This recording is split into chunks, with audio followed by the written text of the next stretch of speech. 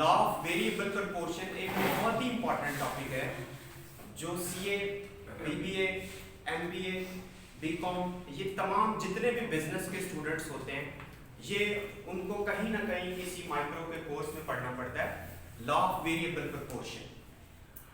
सबसे पहले हम देखेंगे कि ये क्या होता है, बल्कि उससे भी पहले हम इसके थोड़े बैकग्राउंड पे बात करते हैं कि लॉ ऑफ वेरिएबल प्रोपोर्शन जो है ये बेसिकली एग्रीकल्चर सेक्टर में अप्लाई होता है जहां पे दो किस्म के फैक्टर लगाए जाते हैं, मोस्टली लैंड और लेबर। लैंड के मतलब पैचेस होते हैं एकड़ के हिसाब से या हेक्टर के हिसाब से, और उसके ऊपर लेबर लगाई जाती है प्रोडक्शन प्रोसेस के लिए।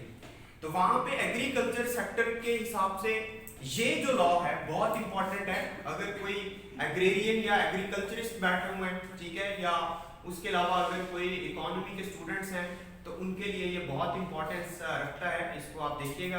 सबसे पहले हम देखते हैं कि लॉ ऑफ वेरिएबल प्रोपोर्शन है क्या।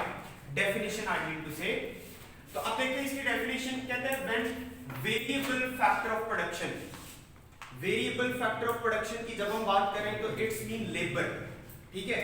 जब वेरिएबल फैक्टर ऑफ प्रोडक्शन को लगाया जाता है is applied with fixed factor of production, fixed factor of production में लैंड भी हो सकती है और कैपिटल भी हो सकता है। चूंकि ये एग्रीकल्चर से ज्यादा बिलोंग करता है, ऐसा नहीं है कि इंडस्ट्री में अप्लाई नहीं होता, इंडस्ट्री में भी अप्लाई होता है, बट एग्रीकल्चर सेक्टर में इसकी ज्यादा एप्लीकेशन है, मोस्ट प्रोबेबली उसके अंदर है। तो इसमें एग्रीकल्चर में चूंकि लैंड अप्लाई होती है तो लैंड को आप कैपिटल का नेम दे सकते हैं, या अगर इंडस्ट्री में ये अप्लाई होगा तो वहां पे हम कैपिटल की मिसाल लेंगे फिक्स फैक्टर के अंदर, ठीक है। तो विद लैंड और कैपिटल टोटल प्रोडक्ट इंक्रीजेस, जो टोटल प्रोडक्ट है इंक्रीज होती है at increasing rate, very important, at increasing rate. Increasing rate का मतलब ये कि हर एडिशनल यूनिट ऑफ लेबर के साथ उसकी मार्जिनल प्रोडक्ट बढ़ती है, मतलब लेबर की एफिशिएंसी बढ़ती है। पहली लेबर के साथ अगर 4 प्रोडक्ट के यूनिट आते हैं तो दूसरी के साथ 6 हो जाते हैं, उससे अगली के साथ 8 हो जाते हैं, ठीक है। ये मतलब बनता है इसका इंक्रीजिंग रेट। जो टोटल प्रोडक्ट है पहले इंक्रीज होती है इंक्रीजिंग रेट पे, then increase at decreasing rate, और उसके बाद वो इंक्रीज तो होती है बट डिक्रीजिंग रेट पे होती है, मतलब पर यूनिट ऑफ लेबर जो एफिशिएंसी है वो कम होती है। एक लेबर जो है वो नंबर ऑफ यूनिट्स को कम प्रोड्यूस करना शुरू कर देती है, ठीक है। और फाइनली थर्ड स्टेज पे ये होता है कि वो टोटल प्रोडक्ट क्या करती है, फॉल करती है। अब देखो इसके अंदर वेरिएशंस हैं इस लॉ के अंदर, कितनी किस्म की। मैंने बताया कि फर्स्टली, ठीक है, फर्स्टली कि इसकी जो टोटल प्रोडक्ट है वो फॉल करती है, तो एक स्टेज होगी। उसके बाद मैंने बताया इंक्रीजिंग रेट की, जहां पे मैंने बात की, और फिर सेकेंडली ये फर्स्ट मैंने बताया एक स्टेज बनती है, then increase at decreasing rate ये सेकंड स्टेज बनती है, और फाइनली का मतलब क्या है कि ये थर्ड स्टेज बनती है। इस लॉ की 3 स्टेजेस हैं। इस लॉ के अंदर जो मार्जिनल प्रोडक्ट है या टोटल प्रोडक्ट है उसके अंदर वेरिएशंस आती हैं, and as well average production के अंदर भी वेरिएशंस आती हैं, तब्दीलियां आती हैं। इसलिए हम इसे कहते हैं लॉ ऑफ वेरिएबल प्रोपोर्शंस। जब आप इनपुट फैक्टर्स लगाते हैं फिक्स और वेरिएबल, तो क्या होता है आपकी जो प्रोडक्ट है वो वेरिएशंस के साथ आपके पास आती है। कभी इंक्रीजिंग रेट पे टोटल प्रोडक्ट आ रही होती है आपको, कभी डिक्रीजिंग रेट पे आ रही होती है, और कभी वो टोटल प्रोडक्ट आपकी फॉल कर रही होती है, ठीक है। ये तो है इसकी definition law of variable proportion की। लेकिन एक और चीज जो बहुत इंपॉर्टेंट होती है इकोनॉमिक्स की तमाम थ्योरीज के अंदर, वो होती है assumptions। assumptions वो पिलर्स जिनकी बेस पे आपकी कोई थ्योरी स्टैंड करती है, ठीक है। तो अब ये जो लॉ ऑफ वेरिएबल प्रोपोर्शन हम जिसकी बात करें इसके अंदर क्या assumptions है, हम बात कर रहे हैं इसमें वन बाय वन। सबसे पहली assumption इसमें ये है कि at least one factor of production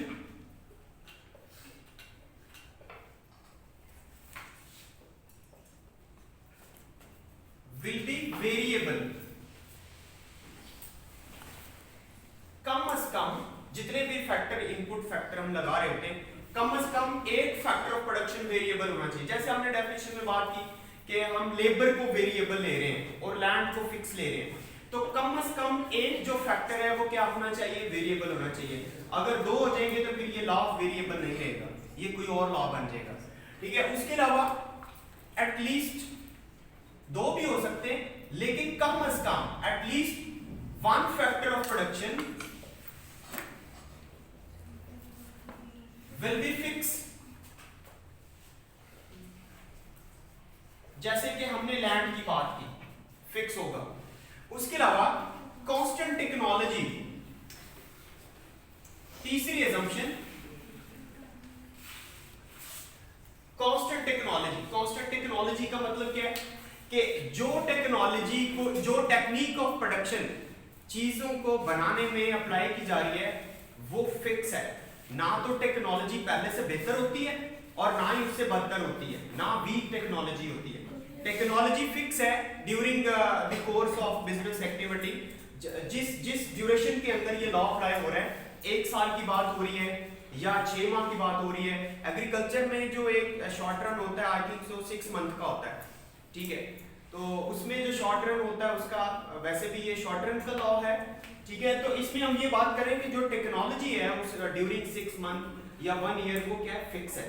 यानी उसकी जो मशीनरी को अप्लाई कर रहा है, अगर वो ट्रैक्टर अप्लाई कर रहा है, थ्रेशर अप्लाई कर रहा है या हार्वेस्टर अप्लाई कर रहा है, वो टेक्नोलॉजी ना पहले से बेहतर आती है और ना उससे बदतर होती है। जो वो सीड्स इस्तेमाल कर रहा है प्रोडक्शन प्रोसेस के अंदर, सोइंग के लिए जो सीड्स इस्तेमाल करता है, वो सीड्स भी उसके उसी क्वालिटी के रहते हैं, उसकी क्वालिटी के अंदर या ना उसकी क्वांटिटी के अंदर कुछ चेंज नहीं आता, ठीक है। टेक्नोलॉजी का मतलब क्या है यहाँ पे लिया जा रहा है, टेक्निक ऑफ प्रोडक्शन, ठीक है। अगर तो वो मतलब मशीनरी का इस्तेमाल कर रहा है, तो जो आप वो मशीनरी का इस्तेमाल कर रहा है वो बदलेगी नहीं ड्यूरिंग प्रोडक्शन प्रोसेस। या अगर वो कोई ट्रेड लेबर या रफ लेबर को, मतलब जो ट्रेड लेबर नहीं होती, अनट्रेड लेबर इस्तेमाल कर रहा है, तो वो भी नहीं बदलेगी, उसी तरह की होगी। जो उसकी टेक्निक ऑफ प्रोडक्शन है, इन शॉर्ट, वो बदलेगी नहीं, इसे कहते हैं हम कांस्टेंट टेक्नोलॉजी। क्लियर की बात। इसके अलावा अभी एक और बात की थी assumptions के अंदर, कांस्टेंट टेक्नोलॉजी के अलावा शॉर्ट रन। हम ये जिस लॉ की बात कर रहे हैं, ये शॉर्ट रन में हम बात कर रहे हैं, शॉर्ट रन की बात कर रहे हैं। और शॉर्ट रन आपको पता है कि जिसमें वॉल्यूम ऑफ बिजनेस ना कम होता है ना ज्यादा होता है, उसे हम शॉर्ट रन कहते हैं। तो शॉर्ट रन की हम यहाँ पे उसको अज्यूम करें, अगर लॉन्ग रन होगा तो ये लॉ अप्लाई नहीं होगा, ठीक है। इस लॉ के लिए जरूरी है कि शॉर्ट रन होना चाहिए। दूसरी बात, लास्ट जो assumption है, होमोजेनियस यूनिट्स ऑफ इनपुट। जो फैक्टर इनपुट किए जा रहे हैं, वेदर फिक्स और वेरिएबल, लैंड के यूनिट्स या फिर उसके अलावा लेबर के यूनिट्स, वो क्या है, होमोजेनियस है। होमोजेनियस इन द सेंस कि वो अपनी एफिशिएंसी में, अपनी टेक्निक में, अपनी काबिलियत में सेम है, ठीक है। अगर हम फिक्स फैक्टर लगा रहे हैं, मतलब लैंड के हम लगा रहे हैं एकड़, ठीक है, तो एकड़ से यूनिट ना छोटा होगा ना बड़ा होगा। एकड़ से हम हेक्टर की बात नहीं करेंगे, जो यूनिट्स हैं वो एक जैसे होंगे। और उसके अलावा इसकी जमीन की जो फर्टिलिटी होती है, इसमें भी डिफरेंस होता है। तो हम ये भी यहाँ पे लेट कर रहे हैं, ये भी अज्यूम कर रहे हैं कि उसकी जो मुख्तलिफ यूनिट्स हैं, उनकी फर्टिलिटी में, उनकी जरखेजी में कोई फर्क नहीं होगा। जितना एफिशिएंट एक एकड़ है, दूसरा भी उतना ही एफिशिएंट है, तीसरा भी उतना ही एफिशिएंट है, ठीक है। फर्टिलिटी में डिफरेंस नहीं होगा, लैंड के यूनिट्स में डिफरेंस नहीं होगा, वो होमोजेनियस होंगे, ठीक है, अपनी परफॉर्मेंस में सेम होंगे। उसके अलावा अगर हम लेबर की बात करें, तो पहली लेबर जितनी आउटपुट दे रही है, जितनी मार्जिनल प्रोडक्शन दे रही है, दूसरी भी उतनी दे रही है, तीसरी लेबर भी उतनी ही प्रोडक्शन दे रही है, ठीक है ना। तो होमोजेनियस यूनिट्स ऑफ इनपुट्स होने चाहिए, वो वेरिएबल हो या फिर फिक्स हो। assumptions के बाद इस लॉ के अंदर जो आगे जाके हमने इस्तेमाल करना है जिनको, वो कुछ इंपॉर्टेंट कॉन्सेप्ट्स हैं, वो मैं आपसे शेयर करना चाहता हूं। वो इंपॉर्टेंट कॉन्सेप्ट्स क्या है,